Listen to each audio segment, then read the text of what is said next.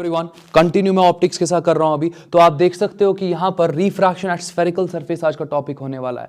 पहला important point, हमने refraction इससे पहले भी पढ़ा, स्नेल्स लॉ वगैरह तो हमने पहले ही कवर किया हुआ है। अब जो आपके पास रिफ्रैक्शन एट स्फेरिकल सरफेसेस होता है, रिफ्रैक्शन एट स्फेरिकल सरफेस को समझने के लिए आप रिफ्रैक्शन फॉर्मूला को यूज करते हो। अगेन जो रिफ्रैक्शन फॉर्मूला आपके पास है, आप उसको डिराइव कर सकते हो यूजिंग पैराक्सियल अप्रोक्सीमेशन। और जो पैराक्सियल अप्रोक्सीमेशंस आपके पास होती है, उनसे जिसे आप ये रिजल्ट डिराइव करते हो, वो सारा डेरिवेशन वाला जो पार्ट आपके पास होता है, वो पैराक्सियल अप्रोक्सीमेशंस, वो डेरिवेशन वाला पार्ट, वो आपके 12th क्लास में आपको दिखाया जाता है। तो अगेन एंट्रेंस के लिए अभी वीडियो यहां पे मैं बना रहा हूं, तो फिलहाल के लिए मैं डायरेक्टली रिफ्रैक्शन फॉर्मूला को स्टेट करूंगा। और जब हम यहां पे refraction at spherical surface complete करेंगे तो इसका एक स्पेशल केस देखेंगे, रिफ्रैक्शन एट प्लेन सरफेस। तो प्लेन सरफेस में एग्जैक्टली नया क्या होगा वो तो तभी देखेंगे, बट फिलहाल के लिए जो दो इंपॉर्टेंट टॉपिक्स आपके एग्जैक्टली अब मैं लेने वाला हूं, एक आपके पास रिफ्रैक्शन एट स्फेरिकल सरफेस इस वीडियो में, और नेक्स्ट वीडियो में रिफ्रैक्शन एट प्लेन सरफेस की मैं बात करने वाला हूं। तो फिलहाल के लिए यहां पर इसको समझने के लिए, जैसे अगेन मैंने आपको कहा कि आपको एग्जैक्टली फॉर्मूला को यूज करना होता है, that is your refraction formula.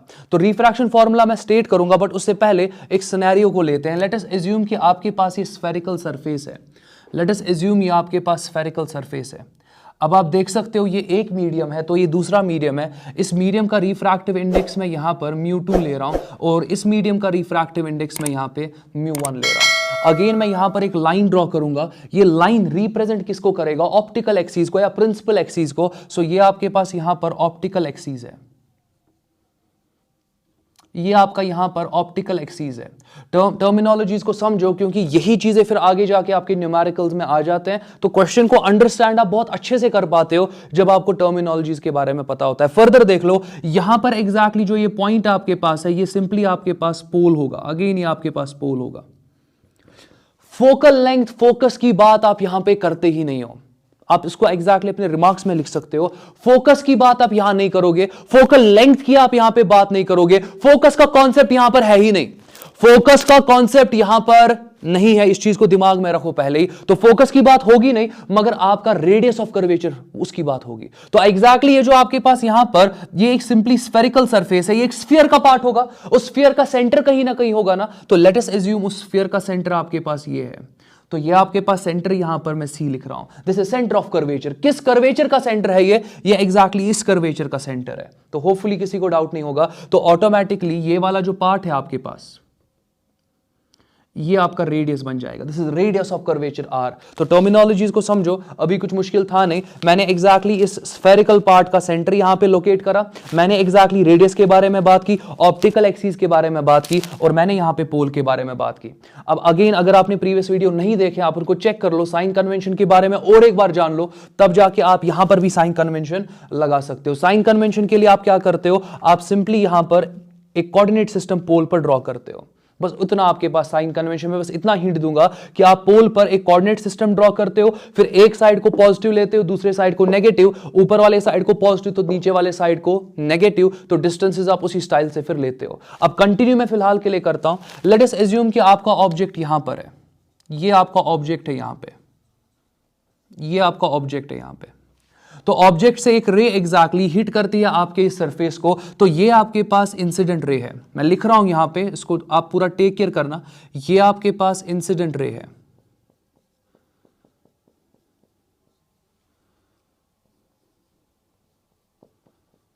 ये आपके पास इंसिडेंट रे है। अब आप एग्जैक्टली यहां पर इंसिडेंट रे दिखा रहे हो, तो ये स्ट्राइक कर रही है ना इस पॉइंट पे। जिस पॉइंट पे आपकी इंसिडेंट रे स्ट्राइक करती है वहां नॉर्मल ड्रॉ करो। एक स्फेरिकल सरफेस के लिए आप नॉर्मल कैसे ड्रॉ करते हो? आपको इस पॉइंट पे नॉर्मल ड्रॉ करना है ना। आप एग्जैक्टली एक लाइन यहां पर सिंपली ड्रॉ करो, इस पॉइंट से लेके यहां तक, और उसी को एक्सटेंड करो, वही एग्जैक्टली इस पॉइंट पे नॉर्मल बन जाएगा। मैं दिखाता हूं, आप देखते जाओ। आप सिंपली यहां पर इस पॉइंट को पहले सी के साथ ज्वाइन कर लो। आप देख लो मैंने ज्वाइन कर लिया, और इसी को फिर प्रोड्यूस कर दो। ये आपका नॉर्मल बन जाएगा, मगर नॉर्मल कहां पे बनेगा? ये इस पॉइंट पे आपका नॉर्मल बन जाएगा। अब समझो यहां पे, अब आप आराम से देखते जाओ। रे का एक्चुअल पाथ आपके पास कुछ इस तरीके का था। ये एक्चुअल पाथ था रे का, ये एक्चुअल पाथ था रे का। अब अभी के लिए मैं एज्यूम करता हूं, कि आपके पास ये रेयर मीडियम है, ये डेंसर मीडियम है। मैं एज्यूम कर रहा हूं, जरूरी नहीं है कि ऐसा हो, बट मैं एज्यूम कर रहा हूं। लेट अस एज्यूम कि μ1 इज लेस देन μ2।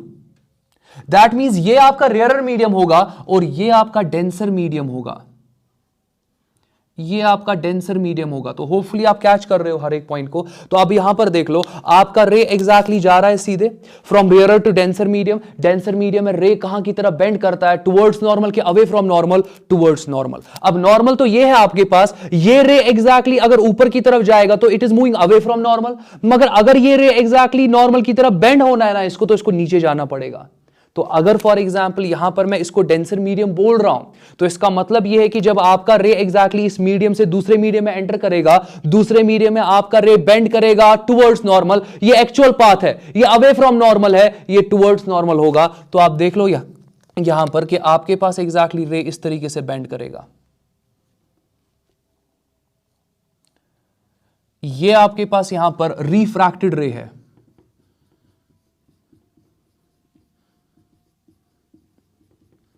ये आपके पास यहां पर रिफ्रैक्टेड रे है। इन चीजों का टेक केयर करना मुझे बहुत इंपॉर्टेंट, ये बहुत इंपॉर्टेंट है, मुझे इनको यूज करना है। अब फर्दर देख लो, यहां पर आपको इमेज मिलेगी, यहां पर एग्जैक्टली आपको इमेज मिलेगी। अब समझो यहां पे, यहां से लेकर यहां तक का डिस्टेंस, बिकॉज आप पोल से ही मेजरमेंट्स लेते हो ना, तो एग्जैक्टली यहां से लेकर यहां तक का distance is your radius of curvature. यहां से लेकर यहां तक जो आपका डिस्टेंस होगा that will B image distance. Image distance को v से रिप्रेजेंट करते हो ना ऑप्टिक्स में। तो मेरे कहने का मतलब यह है कि जो ये डिस्टेंस आपके पास होने वाला है, ये डिस्टेंस, इसको समझो आप, ये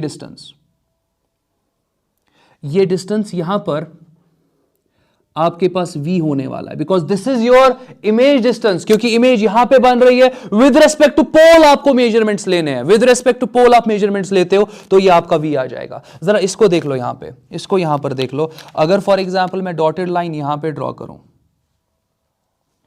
आप देख लो, this will be your object distance and this will be U. अब आपको सारी टर्मिनोलॉजीज पता है, मुझे इतना ही जरूरत है, मुझे μ1 जरूरत है, मुझे μ2 जरूरत है, मुझे u जरूरत है, मुझे v जरूरत है, मुझे r जरूरत है, मुझे और कुछ भी जरूरत नहीं है। यही एग्जैक्टली वो पैरामीटर्स है जो मैं यूज करने वाला हूं, और जो एग्जैक्टली आपके रिफ्रैक्शन फॉर्मूला को, या रिफ्रैक्शन फॉर्मूला को exactly simply construct, sorry exactly उसमें आपके पास देखोगे कि यही टर्म्स वहां पर आ जाती है। तो आप देख सकते हो, आप देख लो यहां पे, मैं सिंपली यहां रिफ्रैक्शन फॉर्मूला पहले स्टेट करता हूं, आप देखते जाओ। मैं लिख रहा हूं यहां पे रिफ्रैक्शन फॉर्मूला।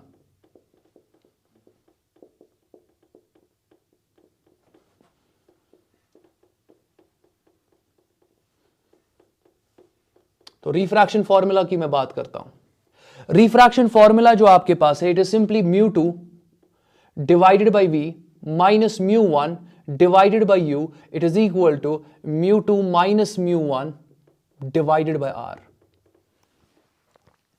तो होपफुली किसी को डाउट नहीं होगा, ये आपका रिफ्रैक्शन फॉर्मूला है। अच्छा, मैंने अभी μ2 μ1 v u मैंने इनको डिफाइन नहीं किया, मैंने r को भी कुछ भी डिफाइन नहीं किया। अभी एग्जैक्टली आपको एक फिगर तो दिख रहा है, बिल्कुल सही, ये फिगर आपको दिख रहा है, बट एक्चुअली इस फॉर्मूला में μ1 क्या रिप्रेजेंट करेगा, μ2 क्या रिप्रेजेंट करेगा, v और u क्या रिप्रेजेंट करेगा, r क्या रिप्रेजेंट करेगा, अभी मैंने कुछ भी नहीं कहा।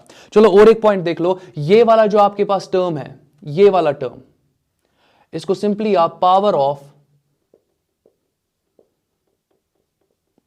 रिफ्रैक्टिंग सरफेस बोलते हो।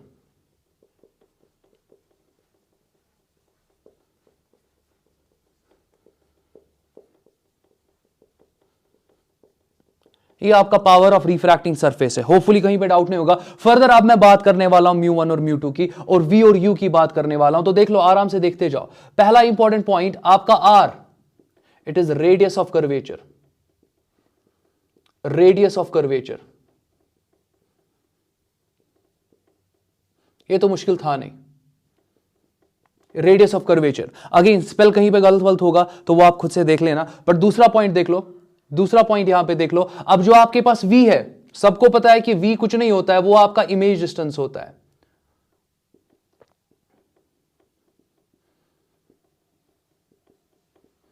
इमेज डिस्टेंस तो होता है, मगर कहां से लेते हो, पोल से। तो विद रेस्पेक्ट टू पोल आप क्या लेने वाले हो, इमेज डिस्टेंस। इसी तरीके से आपका जो u यहां पे होगा, ये आपका ऑब्जेक्ट डिस्टेंस है।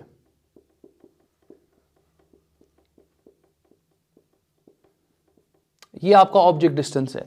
अगला पॉइंट देख लो, जो आपका μ1 है, अब यहां पर मैं थोड़ा आहिस्ते जाऊंगा। म्यू1 आपका वो मीडियम होता है, म्यू1 आपका वो मीडियम होता है जिसमें आपकी इंसिडेंट रे होगी। मैंने ये नहीं कहा जिसमें ऑब्जेक्ट होगा, नहीं, मैंने ये नहीं कहा जिसमें इमेज होगी, नहीं, मैंने ये कहा कि म्यू1 आपके पास वो मीडियम होगा जिसमें एग्जैक्टली इंसिडेंट रे होगी। तो आपको इंसिडेंट रे को आप देख लो, मैंने क्यों लिखा इंसिडेंट रे, मैंने एग्जैक्टली क्यों लिखा रिफ्रैक्टेड रे, क्योंकि मुझे रेज के साथ अब डील करना है। दैट मीन्स जब भी आपको प्रॉब्लम दी होगी ना, प्रॉब्लम का थोड़ा डायग्राम बनाना पड़ेगा, डायग्राम को एग्जैक्टली थोड़ा फील करना पड़ेगा, तब जाके आप डिसाइड कर सकते हो कि म्यू1 क्या है और म्यू2 क्या है। इस टॉपिक पे यूजुअली क्या होता है, जब इसका टीचर्स डेरिवेशन वगैरह दिखाते हैं ना, तो वो एग्जैक्टली क्या करते हैं, वो इसी के तकरीबन 6 केस दिखाते हैं, फिर आपको 6 फॉर्मूलाज दिखती है बड़ी बड़ी, और फिर आप एग्जैक्टली उधरी ऑप्टिक्स में कंफ्यूज होना स्टार्ट कर देते हो। आप कंफ्यूज ये होते हो कि कितनी फॉर्मूला याद रखे, और आप ऑप्टिक्स को छोड़ देते हो। मैं कुछ नहीं वो कह रहा हूं, मैं नहीं कह रहा हूं कि 6 की 6 इक्वेशंस याद रखो, मैंने बस एक इक्वेशन आपको दिखाई। वो इक्वेशन आपके पास है mu by V, mu by U, it is mu minus mu divided by R. इसको यूज करना आपको आना चाहिए, और यूज करने के लिए आपको पता होना चाहिए कि म्यू1 कौन सा मीडियम है जिसमें इंसिडेंट रे है। मैंने ऑब्जेक्ट नहीं बोला, तो म्यू1 आपके पास है वो medium in which incident ray is present, in which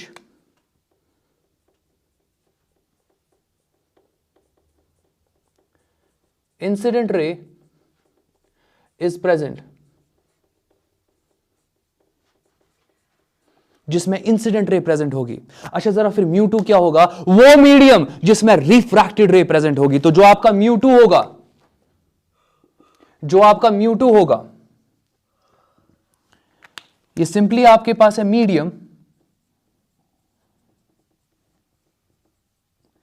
in which refracted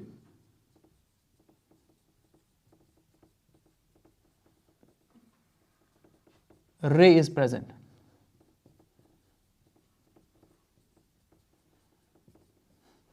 तो होपफुली अभी तक कहीं पे डाउट नहीं होगा। तो अब आप सिंपली यहां पर देख सकते हो, ये सिनेरियो आपके पास यहां पर है। इस सिनेरियो में आप सिंपली क्या देख सकते हो कि ये वो मीडियम है जिसमें आपके पास क्या है, ये वो मीडियम है जिसमें आपके पास इंसिडेंट रे है। मैंने म्यू1 लिखा है, बिल्कुल सही है। अगर फॉर एग्जांपल आपका इंसिडेंट रे यहां पे होता ना, मुझे इसको म्यू1 लिखना पड़ता फिर। तो अगेन ये तो आपका, अभी मैं सिनेरियो 1-2 और लेने वाला हूं, कुछ एग्जांपल्स के वाइज मैं आपको समझाऊंगा, तो आपको पूरा क्लियर हो जाएगा। गुड न्यूमेरिकल्स देखेंगे जहां पर ये सारा यूज हो रहा होगा, तो आपको चीजें क्लियर हो जाएंगी। इसीलिए आपको इंपॉर्टेंट क्या है, इंपॉर्टेंट ये है कि आपको दिमाग में रखना है कि आपके पास जिस मीडियम में इंसिडेंट रे होगा ना, उस मीडियम को म्यू1 एसोसिएट करो। जिस मीडियम में आपका रिफ्रैक्टेड रे होगा ना, उसमें आप एग्जैक्टली क्या एसोसिएट करोगे, म्यू2 एसोसिएट करोगे। तो होपफुली अभी तक कहीं पे डाउट नहीं होगा। चलो एक सिंपल सा सिनेरियो में लेता हूं, मैं एक सिंपल सा सिनेरियो यहां पे लेता हूं।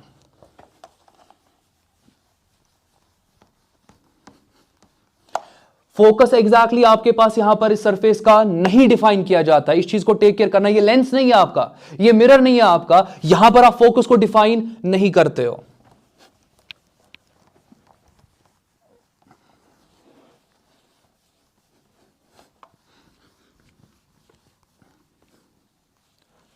लेट अस एज्यूम कि आपके पास एक स्फेरिकल माउंड है, आपके पास एक स्फेरिकल माउंड है, यहां पे ये स्फेरिकल माउंड है आपके पास, और स्फेरिकल माउंट के थ्रू मैं एग्जैक्टली यहां पर एक लाइन ड्रॉ कर सकता हूं। ऑब्वियसली ये एग्जैक्टली आपका ऑप्टिकल एक्सीस रिप्रेजेंट करेगा, ये आपका ऑप्टिकल एक्सीस है,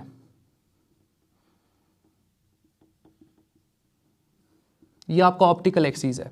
और आप देख सकते हो कि यहां पर आपके पास ये रेडियस आर है। लेट अस एज्यूम कि रेडियस आर का वैल्यू 10 सेंटीमीटर है। मैं सिंपल एक क्वेश्चन यहां पे सिंपली कंस्ट्रक्ट कर रहा हूं, आप देखते जाओ। आपके पास यहां पर एक स्फेरिकल माउंड है, इसका रिफ्रैक्टिव इंडेक्स कुछ ना कुछ होगा। लेट अस एज्यूम कि इसका रिफ्रैक्टिव इंडेक्स म्यू है। लेट अस एज्यूम कि यहां पर आपके पास एयर है, तो उसका रिफ्रैक्टिव इंडेक्स 1 होगा।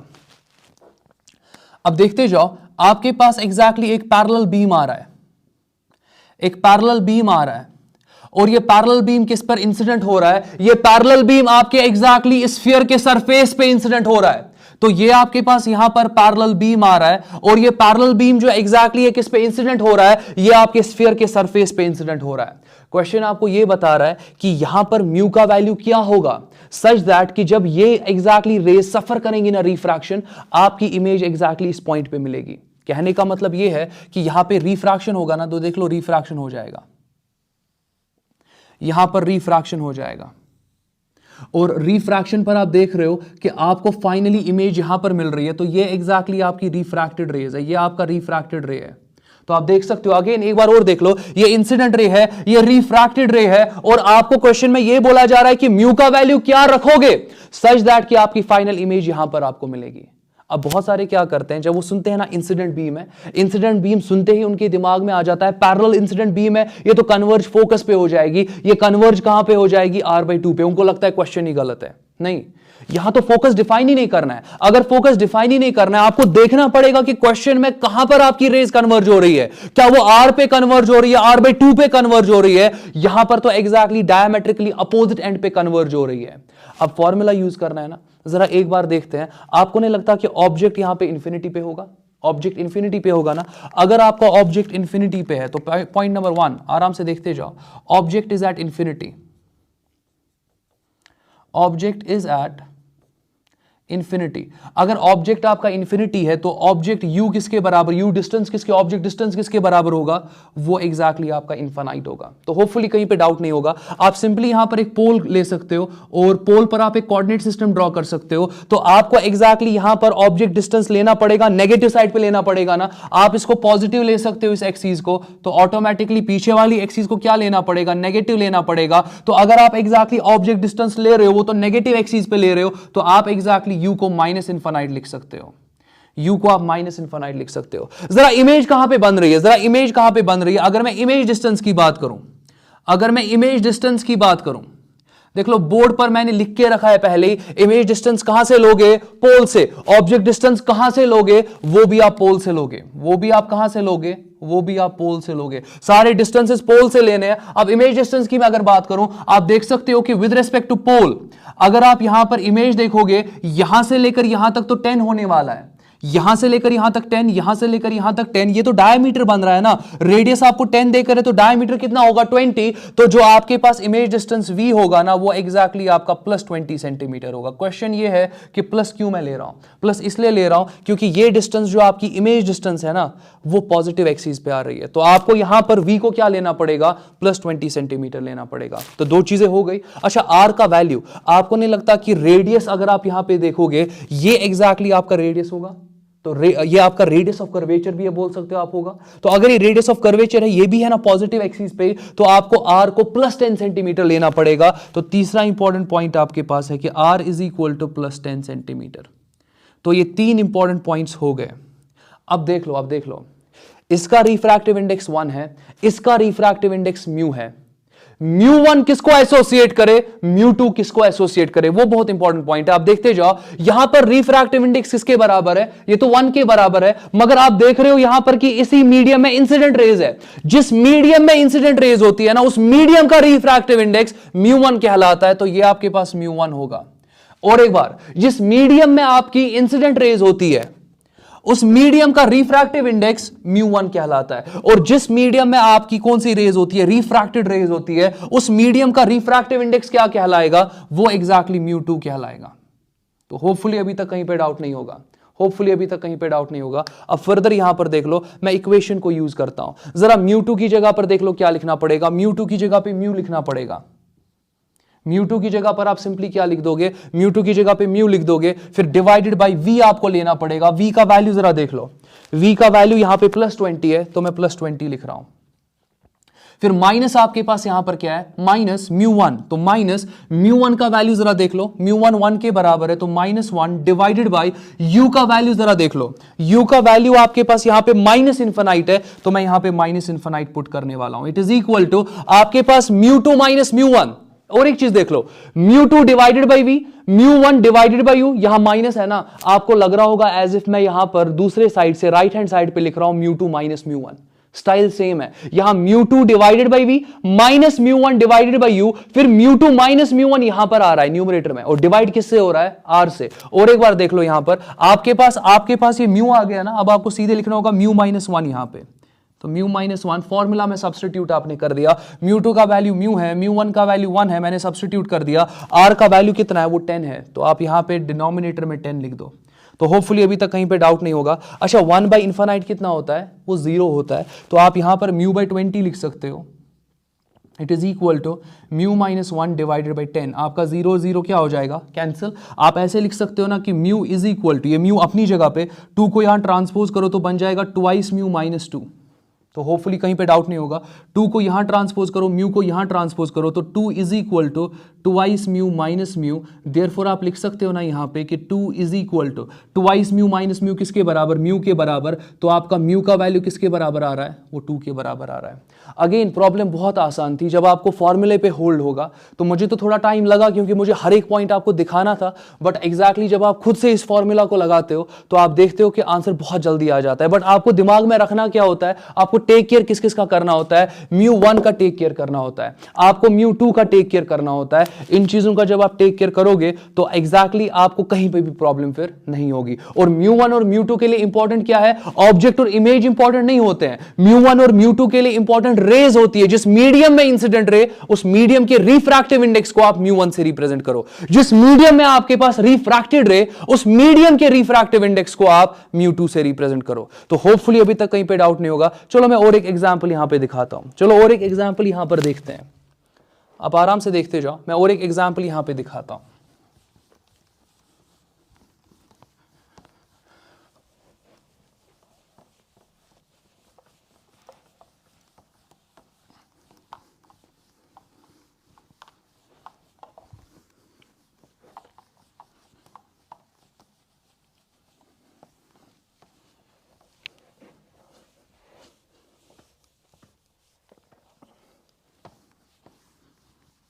तो ठीक है, आप देखते जाओ और एक एग्जांपल मैं दिखाता हूं। लेट अस सपोज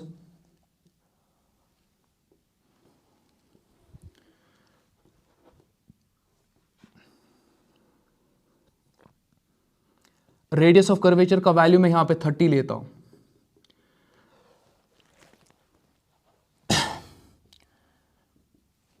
तो ठीक है, इस मीडियम का रिफ्रैक्टिव इंडेक्स, चलो मैं यहां पे 4/3 लेता हूं और इसका रिफ्रैक्टिव इंडेक्स मैं 3/2 लेता हूं। ठीक है, एग्जाम्पल वाइज बात करते हैं। तो फिलहाल के लिए देखते हैं आंसर क्या आएगा। मैं ऐसे ही ले रहा हूं आर्बिट्री वैल्यूज, बट इतना मुझे पता है कि 4/3 जो आपके पास है एग्जैक्टली ये आपके पास 1.33 समथिंग होगा, ये 1.5 समथिंग होगा, ये डेंसर मीडियम है। इतना मुझे क्लियर है क्योंकि वैल्यूज जब मैं देख रहा हूं तो वैल्यूज के हिसाब से डायरेक्ट आइडिया मिल रहा है कि ये वाला जो मीडियम है इसका रिफ्रैक्टिव इंडेक्स ज्यादा है, तो ऑब्वियसली ये जो मीडियम होगा ये आपका ज्यादा डेंसर होने वाला है। तो जो भी रे यहां पे जाएगी वो टुवर्ड्स नॉर्मल ही बेंड करेगी, इतना मुझे पता है। अब देख लो यहां पर मैं ऑब्जेक्ट यहां पे रख रहा हूं, मैं ऑब्जेक्ट यहां पे रख रहा हूं और मुझे नहीं पता कि ऑब्जेक्ट और पोल के बीच का सेपरेशन कितना है। तो ये जो u है यहां पे, ये मुझे बिल्कुल भी नहीं पता है। और अगेन अगर मैंने इसको पोल यहां पे लिया हुआ है तो पोल एग्जैक्टली आपके कोऑर्डिनेट सिस्टम का क्या बन जाएगा? ओरिजिन सेंटर बन जाएगा। आप यहां पर सिंपली क्या ड्रॉ कर सकते हो? आप एक कोऑर्डिनेट सिस्टम ड्रॉ कर सकते हो। अच्छा, जितनी भी मेजरमेंट्स यहां से होगी उनको पॉजिटिव ले लो, जितनी भी मेजरमेंट्स यहां से होंगी उनको आप क्या खुद ब खुद लोगे? वो आप नेगेटिव लोगे। तो अभी तक किसी को कहीं पे डाउट नहीं होगा। तो होपफुली अभी तक आपको सारा समझ में आ रहा होगा। अब कंटिन्यू मैं करता हूं। आपके पास एग्जैक्टली रे जो है वो इंसिडेंट होगी आपके सरफेस पे, तो अभी तक डाउट नहीं है। मेरा क्वेश्चन ये है कि आप एग्जैक्टली इस ऑब्जेक्ट को कहां पे रखोगे सच दैट कि जब आपकी रे स्ट्राइक करेगी ना आपके स्फेरिकल सरफेस को, वो एग्जैक्टली रे जो है वो इस तरीके से रिफ्रैक्ट हो जाएगी कि वो आपके ऑप्टिकल एक्सिस के पैरेलल चली जाएगी। एक बार और सुन लो। मेरा क्वेश्चन सिंपली ये है कि आप एग्जैक्टली इस ऑब्जेक्ट को अपने स्फेरिकल सरफेस के सामने किस डिस्टेंस पर रखोगे सच दैट कि जब रे एग्जैक्टली ऑब्जेक्ट से आएगी आपके स्फेरिकल सरफेस को हिट करेगी, इस पॉइंट पे स्फेरिकल सरफेस को हिट करने पे रिफ्रैक्ट होगी ना आपकी लाइट, रिफ्रैक्ट इस तरीके से आपकी लाइट हो जाएगी कि आपकी लाइट रे जो है वो आपके इस ऑप्टिकल एक्सिस के क्या जाएगी? ये रन करेगी इसके पैरेलल, ये इसके पैरेलल यहां पर जाएगी। तो निकालना क्या है? निकालना आपको ये ऑब्जेक्ट डिस्टेंस है। इमेज कहां इस वक्त बन रही है जरा यहां चेक कर लो। इमेज यहां पर क्योंकि पैरेलल ही जा रही है ना ऑप्टिकल एक्सिस के, तो इमेज तो पॉजिटिव इंफिनिटी पे बनेगी, इमेज तो पॉजिटिव इंफिनिटी पे बनेगी। इतना तो पूरा क्लियर है। तो अगर मैं इमेज डिस्टेंस की बात करूं तो देख लो आपका इमेज डिस्टेंस v होता है, v का वैल्यू आपको पहले ही पता है प्लस इंफिनिटी। अगर मैं u की बात करूं, u तो मुझे निकालना है ना, तो u मुझे निकालना है, it is unknown, let us represent it by x। अब आप बोलोगे यहां पे प्लस एक्स ले कि माइनस एक्स ले, मैं बोल रहा हूं कुछ भी मत लो, आपका आंसर जो है ना वो खुद ब खुद ऐसा आ जाएगा कि वो आपके साइन कन्वेंशन को सेटिस्फाई करना चाहिए। मैं रिपीट कर रहा हूं, मैंने लिखा ना u is equal to X, मैंने माइनस एक्स नहीं लिखा। आप में से बहुत सारे सोच सकते हैं कि अगर ये आपका x मेजरमेंट है बट हम तो नेगेटिव एक्सिस पे ले रहे हैं ना, तो हमें इसको नेगेटिव लेना चाहिए। मैं बोल रहा हूं जरूरत नहीं है, आप एग्जैक्टली यहां पर x लिख दो एक बार, फिर जब आप x को इवैल्यूएट करोगे ना, इवेंचुअली आपका x क्या आ जाएगा खुद ब खुद नेगेटिव, क्योंकि आपने इस मेजरमेंट को नेगेटिव लिया है।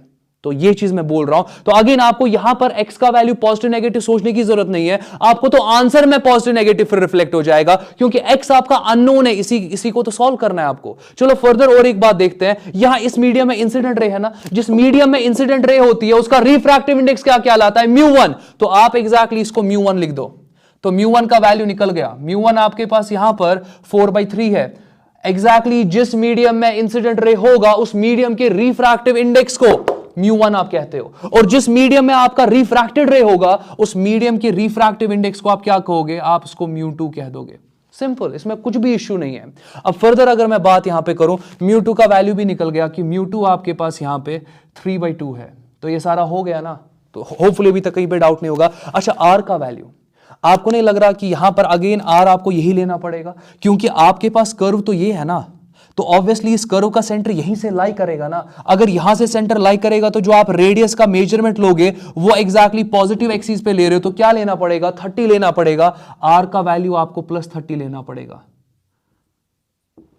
अगेन मैं कुछ प्रॉब्लम्स यहां समझा रहा हूं, बट अगर आप इनको अच्छे से अंडरस्टैंड करोगे, सच में आप HC वर्मा के न्यूमेरिकल सॉल्व कर सकते हो। मैंने खुद देखा है, जब जिन स्टूडेंट्स ने एग्जैक्टली पढ़ा है ऑप्टिक्स मेरे पास, तो मैंने खुद देखा है कि उनने HC वर्मा सॉल्व करा हुआ है, क्योंकि जितना मैंने ऑप्टिक्स आपको पढ़ा है वो बहुत सफिशिएंट है। वो बहुत सफिशिएंट है आपके नीट के लिए, वो बहुत सफिशिएंट है आपके जेई मेंस के लिए, वो अराउंड 80% तक एग्जैक्टली आपको जेई एडवांस तक भी यूज हो जाएगा। क्योंकि जेई एडवांस में हाँ थोड़े और भी कुछ टॉपिक्स होते हैं जिनको यहां पर मैं डिस्कस नहीं करूंगा फिलहाल के लिए, बट हाँ आगे जाके मैं उनको भी डिस्कस करने वाला हूं। बट 80% जो है ना वो इन लेक्चर्स के थ्रू आपका कवर हो सकता है। इस चीज का आप अगेन दिमाग में रखना। तो जो आप ये लेक्चर्स देख रहे हो, इन क्वेश्चंस को समझ रहे हो, ये बहुत ज्यादा काफी है। आप ये क्वेश्चंस करके HC वर्मा सॉल्व कर सकते हो, तो आपके एंट्रेंस के क्वेश्चन तो वो आप आराम से कर ही दोगे, मतलब वो उतनी मुश्किल आते ही नहीं है। तो आप देख सकते हो मैं लेवल के बारे में बात कर रहा हूं। अगेन नेक्स्ट वीडियो में मैं बुक्स के बारे में भी थोड़ा सा आपको बता दूंगा कि आप एग्जैक्टली किन बुक्स को फॉलो करो। तो फिलहाल के लिए यहां पर मैंने r का वैल्यू 30 लिया। अब देख लो यहां पर मैं सिंपली उस फॉर्मूला को यूज करने वाला हूं। जरा फॉर्मूला एक बार लिखते हैं, μ2 divided by v minus μ1 divided by u। हमेशा यही फॉर्मूला लिखना है, हमेशा यही फॉर्मूला लिखना है, फिर बस सब्स्टिट्यूट करना है। आपने सिलेक्ट किया होता है ना μ1 μ2 वगैरह, वही चीजें फिर आपको इसमें सब्स्टिट्यूट करनी होती है। तो इक्वल टू किसके लिखोगे, μ2 माइनस μ1। याद ज्यादा रखने की जरूरत नहीं है, क्योंकि जो स्टाइल आप यहां देख रहे हो तो उसी हिसाब से μ2 माइनस μ1 आ जाएगा। तो μ2 माइनस μ1 डिवाइडेड बाय आपका r आ जाएगा। जरा वैल्यूज पुट कर लो। μ2 का वैल्यू 3/2 है, तो आप लिख दो यहां पे 3/2, मगर v का वैल्यू इनफाइनाइट है, तो मैंने इनफाइनाइट पुट कर दिया। माइनस यहां पर आपका μ1 का वैल्यू कितना है, 4/3, तो आप 4/3 यहां पर पुट कर दो, और मल्टीप्लाई u का वैल्यू नहीं पता, बट मैंने x माना था ना वो, तो मैंने यहां पे x उसको ले लिया, अननोन है, नहीं पता।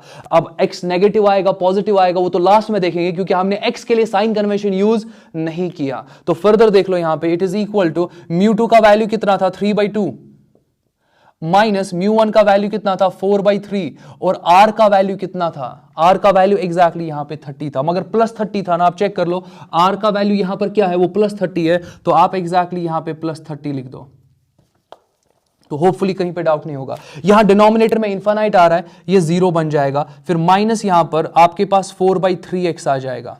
इट इज इक्वल टू, अब जरा इसको सॉल्व करते हैं। यहां पर 3 × 3 आपका 9 आ जाएगा, माइनस 2 × 4 आपके पास 8 आ जाएगा, डिवाइडेड बाई 3 × 2 आपके पास 6 आ जाएगा, मल्टीप्लाई यहां पे 30 हो जाएगा। इतना पार्ट आपको आना चाहिए। फर्दर देख लो, मैं इसको लिख सकता हूं, इट इज इक्वल टू 9 - 8 आपका 1 होता है, डिवाइड किससे करोगे, यहां पे 6 3 जरा आपके पास यहां पर 18 होता है, तो 180 आ जाएगा। तो आपके पास -4/3x जो है आपके पास, ये आपका 1 डिवाइडेड बाय 180 के बराबर आ रहा है। आप अगेन देख सकते हो 3 कैंसिल हो जाएगा, यहां पर आपके पास 3 1, तो ये 3 6 18 होता है, तो 60 आ जाएगा। तो आपके पास -4/x जो है यहां पे, वो सिंपली 1/60 आ रहा है।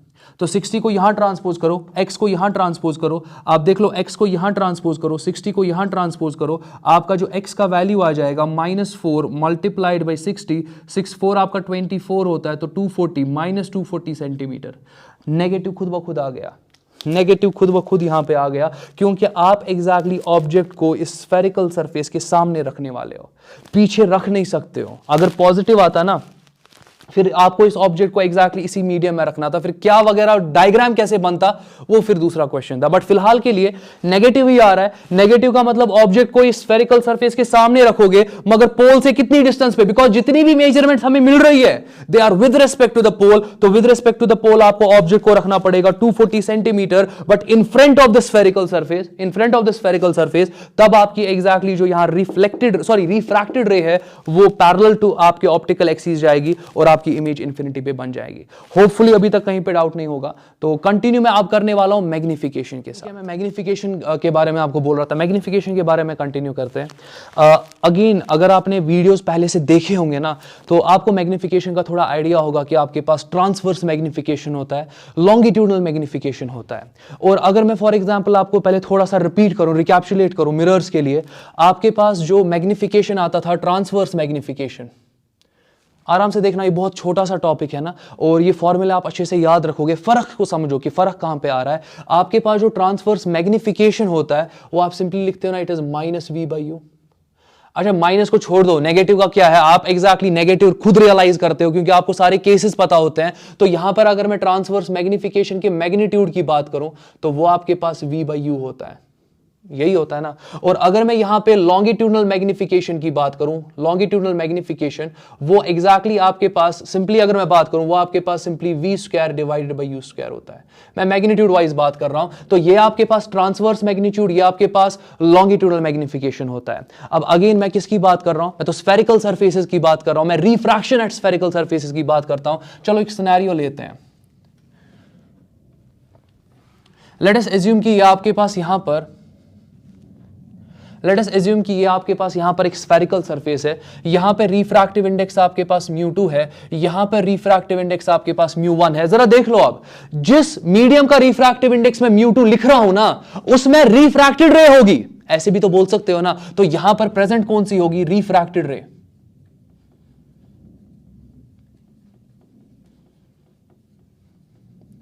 यहां पे आपकी रिफ्रैक्टेड रे प्रेजेंट होगी। अच्छा, जिस मीडियम का मैं रिफ्रैक्टिव इंडेक्स μ1 लिख रहा हूं उसमें कौन सी रे प्रेजेंट होगी, उसमें आपकी इंसिडेंट रे प्रेजेंट होगी, उसमें आपकी इंसिडेंट रे प्रेजेंट होगी। अब देख लो मैं यहां पे क्या बोल रहा हूं। अगर फॉर एग्जांपल आप ऑब्जेक्ट को यहां पे रख रहे हो, ये आपका ऑब्जेक्ट है, तो ऑब्वियसली ऑब्जेक्ट का पोल से कुछ ना कुछ डिस्टेंस होगा और उसको आप यू से रिप्रेजेंट करते हो, और ये आपका ऑब्जेक्ट है एग्जैक्टली। इस ऑब्जेक्ट की इमेज यहां पे कहीं पे मिलेगी आपको, इस ऑब्जेक्ट की इमेज यहां पर, अगेन ये इमेज रियल हो, ये एग्जैक्टली आपकी इरेक्ट होगी, इन्वर्टेड वगैरह, वो सारा आप एग्जैक्टली एनालाइज करते हो प्रॉब्लम में। मेरा काम है मैग्नीट्यूड वाइज आपके सामने इक्वेशंस को पुट करना, आप देखते जाओ। यहां पर एग्जैक्टली आपके पास ये ऑब्जेक्ट है, इस ऑब्जेक्ट की इमेज यहां पे कहीं पे बन रही है, और एग्जैक्टली जो आपके पास स्फेरिकल सरफेस है, इसका रेडियस ऑफ कर्वेचर r ये होगा, और यहां से लेकर यहां तक जो सेपरेशन है ये आपका इमेज है यहां पे। तो एग्जैक्टली आपके इस पोल से लेकर इमेज तक का जो सेपरेशन है उसको मैं v से रिप्रेजेंट करता हूं। अब समझो यहां पे इनकी एग्जैक्टली हाइट में फर्क होगा। जब आप हाइट की बात करते हो ना, कि साइज ऑफ ऑब्जेक्ट, आप साइज ऑफ इमेज की बात करते हो और इस स्टाइल से बात करते हो, तो आप वहां पे कौन सा मैग्निफिकेशन डिस्कस करते हो, आप वहां पे ट्रांसवर्स मैग्निफिकेशन डिस्कस करते हो।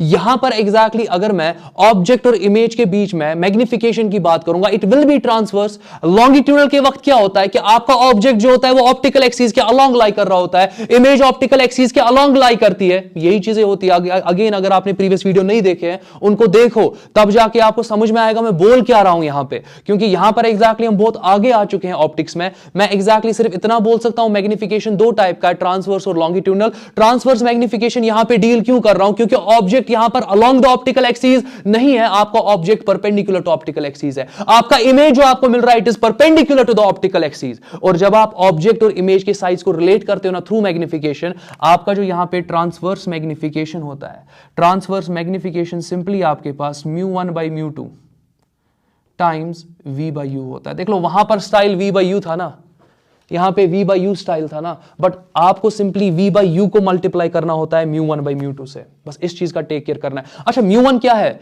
μ1 उस मीडियम का रिफ्रैक्टिव इंडेक्स है जहां पे इंसिडेंट रे है। μ2 क्या है आपके पास? उस मीडियम का रिफ्रैक्टिव इंडेक्स जिसमें रिफ्रैक्टेड रे है। तो ये आपके पास ट्रांसवर्स मैग्निफिकेशन है। अच्छा, ट्रांसवर्स मैग्निफिकेशन में आप बात करते हो height of image divided by height of object, it is equal to μ1 divided by μ2, फिर आपका यहां पे v बाई यू आ जाएगा। तो आप बोल सकते हो देयरफॉर जो आपका हाइट ऑफ इमेज है it is equal to μ1 by μ2 multiplied by v by U into height of image, sorry height of object. Since अभी ट्रांसवर्स मैग्निफिकेशन की बात हो ही रही है, अगर आपका object for example perpendicular to optical axis जाएगा तो वेलोसिटी मैग्निफिकेशन की बात करने वाला हूं। तो आपका वेलोसिटी वेक्टर जो होगा it will be perpendicular to the optical axis. तो अगर मैं यहां पर परपेंडिकुलर वेलोसिटी वेक्टर्स की बात करूं तो वो परपेंडिकुलर किसके रेस्पेक्ट में होंगे? वो ऑप्टिकल एक्सिस के रेस्पेक्ट में। तो अगर मैं यहां पर बोल रहा हूं कि वेलोसिटी ऑफ इमेज, मगर ये जो वेलोसिटी ऑफ इमेज होगी यहां पर जो इमेज एग्जैक्टली आपका मूव कर रही होगी it will be perpendicular to this principal या आप ऑप्टिकल एक्सिस बोल सकते हो। तो आपके पास जो वेलोसिटी ऑफ इमेज होगी ना यहां पे, बट परपेंडिकुलर कंपोनेंट। एक होता है कि आपका जो इमेज है वो मूव करेगा पैरेलल टू ऑप्टिकल एक्सिस, तो तब आप वेलोसिटी लोगे that will be parallel to the optical axis. मगर इस वक्त मैं बोल रहा हूं कि आप जो वेलोसिटी ले रहे हो it is perpendicular to the optical axis. कहने का मतलब आपका ऑब्जेक्ट लेट अस सपोज ऊपर चला गया, इमेज या तो नीचे चली जाएगी या तो ऊपर चली जाएगी, वो आप देख लोगे। मगर अगर मैं यहां पर इसको 2 मीटर पर सेकंड से ऊपर ले रहा हूं, इमेज का स्पीड क्या होगा, कैसे वो निकालोगे आप यूज करते हो ट्रांसवर्स मैग्निफिकेशन। कहने का मतलब क्या है कि अगर आप वेलोसिटी ऑफ इमेज निकाल रहे हो मगर परपेंडिकुलर कंपोनेंट की बात हो रही है, पैरेलल कंपोनेंट की बात नहीं हो रही है, तो परपेंडिकुलर कंपोनेंट जो इमेज की वेलोसिटी का होगा it is equal to transverse magnification times velocity of object मगर परपेंडिकुलर कंपोनेंट। और इसी को आप लिख सकते हो ना कि वेलोसिटी ऑफ इमेज जो आप परपेंडिकुलर की बात करते हो, अच्छा आपका यहां पर ट्रांसवर्स मैग्निफिकेशन किसके बराबर होता है? आप लिख सकते हो ना μ1 डिवाइडेड बाय μ2 और मल्टीप्लाई कर दोगे v बाई यू से। अच्छा ये v वेलोसिटी नहीं है, ये इमेज डिस्टेंस है, और इस सारे को यहां मल्टीप्लाई किससे होगा? vo परपेंडिकुलर से। Object is moving perpendicular to optical axis, तो ऑब्जेक्ट इज मूविंग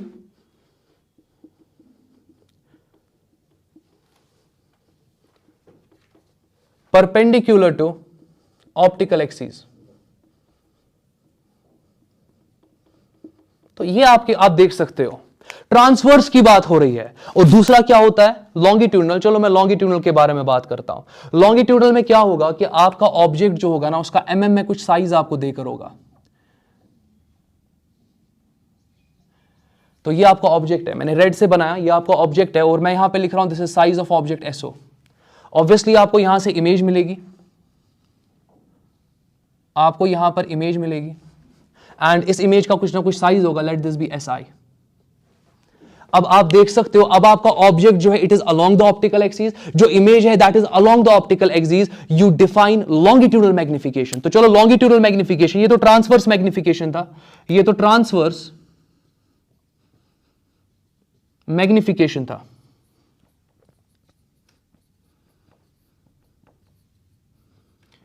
चलो अब लॉन्गिट्यूडनल मैग्निफिकेशन देखते हैं। अब सिंपली यहां पर लॉन्गिट्यूडनल मैग्निफिकेशन देखते हैं।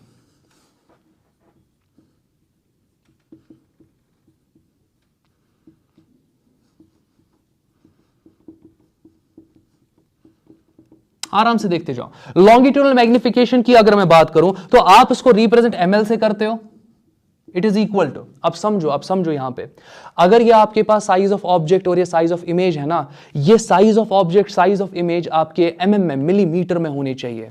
मीटर में अगर आपका ऑब्जेक्ट का साइज होगा, आपके इमेज का साइज मीटर्स में आएगा या सेंटीमीटर्स में आएगा, वहां पर यह फॉर्मूला यूज नहीं होगी। यह फॉर्मूला सिर्फ तब यूज करोगे जब आपके ऑब्जेक्ट का साइज जो होगा, उसका जो डायमेंशन होगा वो बहुत छोटा होगा, बहुत ज्यादा छोटा होगा, mm के ऑर्डर का होगा। ऐसा नहीं होना चाहिए आपका ऑब्जेक्ट साइज सेंटीमीटर में, आप यहां फॉर्मूला यूज करोगे और इमेज का साइज निकालोगे, वो गलत है।